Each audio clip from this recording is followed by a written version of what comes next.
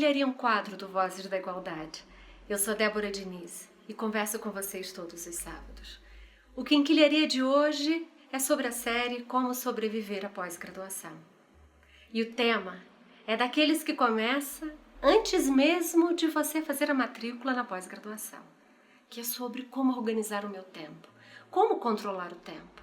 Mas eu trabalho, eu tenho vários créditos, muitas disciplinas, eu tenho família, eu tenho.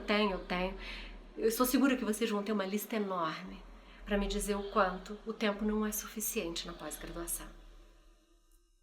Eu queria dar 3 dicas e ao final metade de uma dica sobre como se organizar no tempo na pós-graduação. O primeiro deles é não acreditar que o seu mestrado ou doutorado começa no dia da matrícula. Ela começa no dia em que você foi aprovado na pós-graduação. É ali que você deve começar a sair à procura da sua orientadora, de grupos de pesquisa, quem sabe começar a ver se você quer fazer um sanduíche no doutorado, começar a conversar sobre que bibliografia você precisa ler. Eu digo isso porque a segunda dica é que nos enganam. Dizem que o mestrado é em 2 anos e o doutorado em 4. Mentira. Essa entidade tão distante chamada CAPES, diz que o mestrado é 4 semestres e o doutorado 8 semestres. O seu semestre começou antes da sua matrícula. Por isso, a minha terceira dica sobre como usar o tempo. Não faça um calendário daquele que segue a nossa ordem da vida, o tempo das experiências. Faça o contrário. Faça um calendário que seja um planejamento a partir do produto final. Olhe para o futuro. Daqui a 4 semestres, eu tenho que defender. Quanto tempo antes eu tenho que entregar a minha orientadora?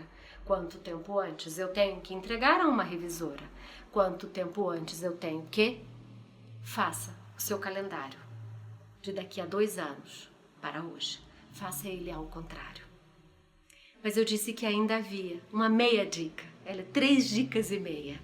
A meia é que não acredite naquelas pessoas que dizem que tem o tempo integral para o mestrado e para o doutorado. Duvide daqueles que dizem que só é possível fazer uma pós-graduação com dedicação integral.